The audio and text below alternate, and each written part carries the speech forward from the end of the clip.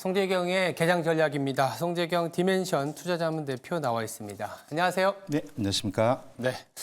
먼저 미증 씨가 어제 파월 연준 의장이 또 매파적인 발언을 했는데 잘 버텼다고 할까요? 잘 버텨줬고 국내 증시도 어제 너무 좀 급락세가 심했기 때문에 환율도 1,400원을 좀 찍고 다시 좀 안정을 찾긴 했지만 미증 씨와 한국 시장에 대한 얘기 좀 해보고 좀 들어가 볼까요? 네.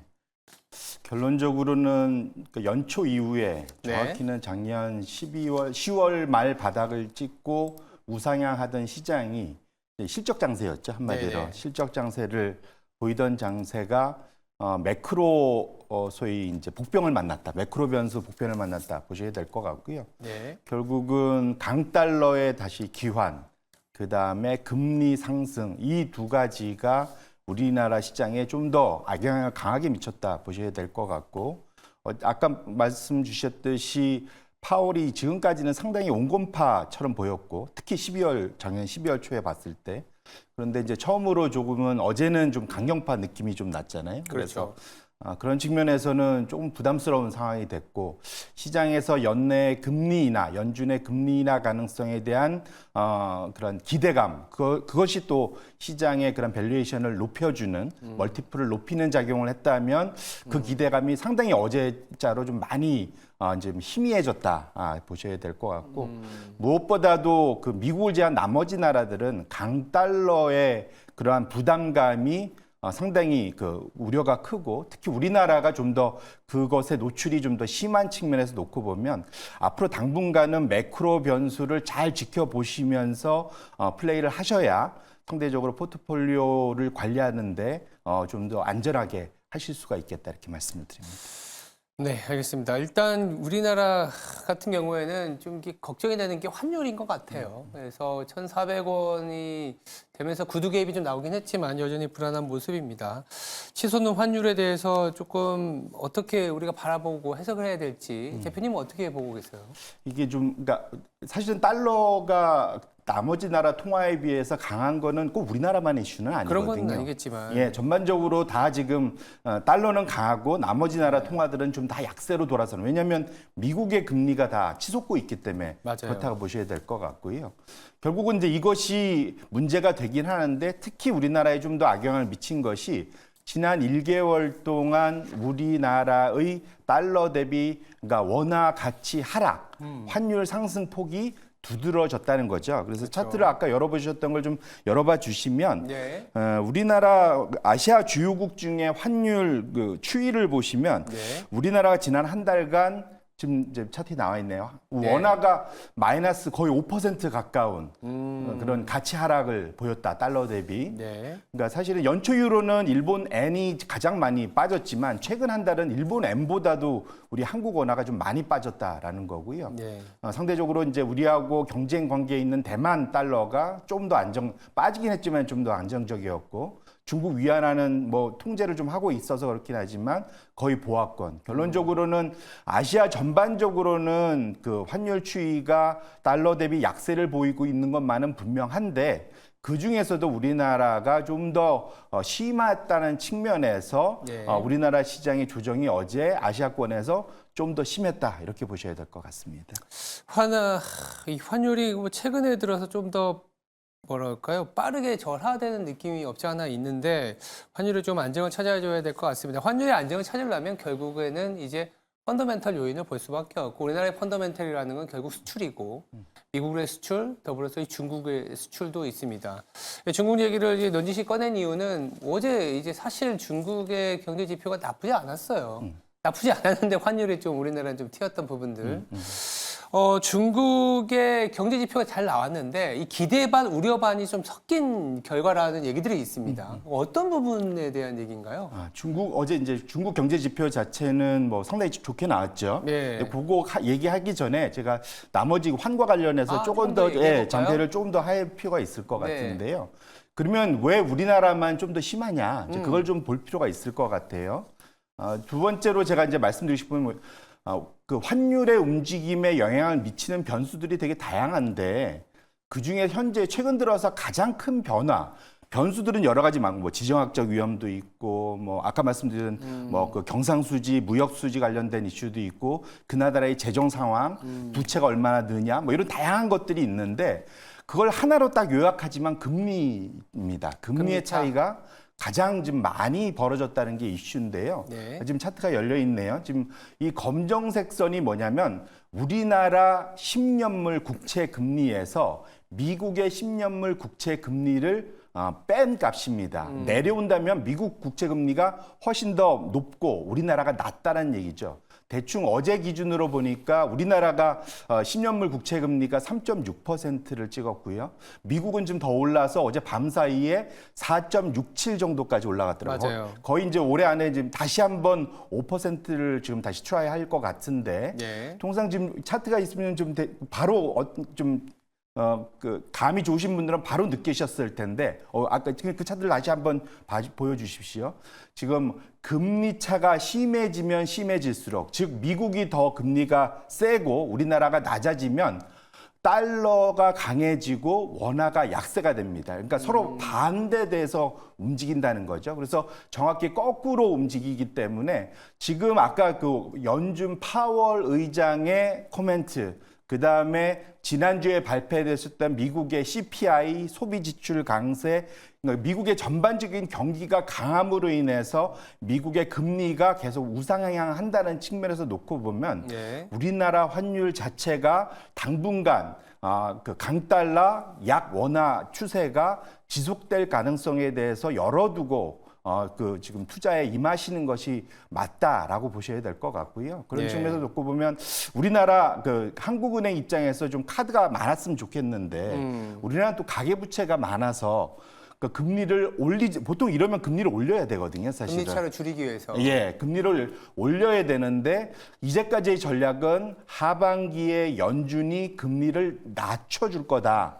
그러면 우리 기다리면 저 폭이 줄어서 즉 검정색 선 금리 차가 다시 위로 올라오면서 환율이 안정화될 수 있는 걸 기대해 볼 수 있는데 적어도 지금의 분위기는 미국 연준이 빨리 움직이긴 좀 쉬워 보이지 않는 상황. 그렇죠. 그리고 지금 미국의 채권을 사는 채권 투자자들 입장에서는 재정 부담이 너무 커지다 보니까 우리 기간 프리미엄이라고 하죠. 네. 좀 긴 소위 미국 10년물 국채 살려고 하면 우리 금리 더 얹어줘. 이제 이런 상황으로 가고 있기 때문에 당분간 한국과 미국의 10년물 금리 차가 그 한미 금리 차가 쉽사리 해소되기는 어렵다는 측면에서 이걸 너무 단기적으로 보시면은 위험할 수 있다는 측면을 꼭 강조드리고 싶습니다. 금리 차가 당분간 축소되기 어렵다라는 부분들은 환율이 좀 높은 수준을 있을 수 있다. 높은 수준이 있다라는 거는 코스피는 또 환율과 반대잖아요.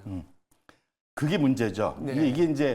이게 좀 그러니까 기축통화 통상 이제 기축통화라 하시면 달러 인덱스 안에 들어가 있는 통화인데 네. 달러 대비 그러니까 달러 인덱스 달러 지수를 구성하는 거를 혹시 우리 그 시청자분들은 아실지 모르겠는데 보통 유로화 그다음에 일본 엔화 뭐 스위스 프랑, 영국 파운드, 뭐 스웨덴 크로나 뭐 이런 네. 거 정도로 움직이거든요. 맞아요. 캐나다 달러까지. 그 나라들은 통상 달러 대비 자기 나라 자국 통화가 약세가 되면 오히려 주식시장이 좋습니다. 대표적으로 일본 엔화가 약세인데도 불구하고 니케이 225는 엄청 지금 우상향을 하고 있잖아요. 네. 근데 반면에 비기축 통화국의 서름이죠. 우리나라 같은 경우는 지금 차트가 열려 있는데 코스피 파란색 선이고 아까 보였던 원달러 붉은색 선입니다. 이것도 정반대로 움직이죠. 말씀 주신 대로 우리나라는 기본적으로 아까 이제 수출해서 먹고 사는 나라인데 그러니까 강달러 약 원화되면 수출해서 돈이 더 많이 원화로 들어오니까 좋은 거 아니냐. 뭐 그럴 수 있는데 단기적으로 우리나라는 또 그만큼 또 수입도 해야 되잖아요. 그래서 네. 구두 개를 놓쳐보면 단기적으로는 또 외국인 투자자들 입장에선 투자해서 돈을 걷어갈 때 강달러 약 원하면 상대적으로 덜 벌게 되잖아요. 그런 여러 가지 측면에서 놓고 봤을 때 외국인들이 한국의 투자를 꺼려하는 쪽으로 갈 수 있어서 기본적으로 원달러의 그런 상승, 우상향 자체는 우리나라 사장에 좀 부담이 될 수 있다는 측면에서 이거를 너무 단기적으로 일시적으로만 치부하기에는 어려움이 있겠다 이렇게 말씀을 드립니다. 정리해 보면 환율이 높아지면 뭐 시장이 안 좋아지는 거는 뭐 맞고, 그리고 환율이 이제 금리 차에서 비롯됐다라는 얘기를 주신 거 보면 우리나라가 금리를 올리면서 금리 차를 축소시키기보다는 연준이나 미국의 금리가 안정을 찾는 그 시점이 좀 도달해야 환율도 안정을 찾고 국내 증시도 좀 바닥을 잡고 좀 크게 움직일 수 있는 가능성. 결국 뭐 미국의 금리가 좀 안정을 찾는 그 순간을 좀 기다려야겠습니다. 그러면 좀 아까 이제 얘기를 좀 줄였는데 이제 미국의 움직임만 이제 볼 수밖에 없는 상황이긴 하지만 말씀 주신 것처럼 뭐 유럽이나 이 일본의 이제 어떤 성장률이 올라오면서 달러가 약해지는 부분도 일정 있긴 있습니다만 또 이머징의 성장이 올라오면서 전체적인 달러가 약세를 가는 경우도 있긴 있거든요. 그 축이 이제 중국을 바라보긴 하는데 중국이 어제 지표가 잘 나왔음에도 불구하고 환율이 좀 뛰었다는 거는 중국에 대한 기대감이 그렇게 크지 않았다라고도 해석할 수 있을 것 같아요. 어떻게 봐야 될까요? 결론부터 말씀드리면 중국이 약간 그 기대 반 걱정 반 그렇게 좀 해석을 할 수 있을 것 같고요. 기본적으로는 중국이 일단 헤드라인 GDP는 상당히 좀 잘 나왔습니다. 1분기 GDP가 5.3% 전년 동기비 성장을 했고요.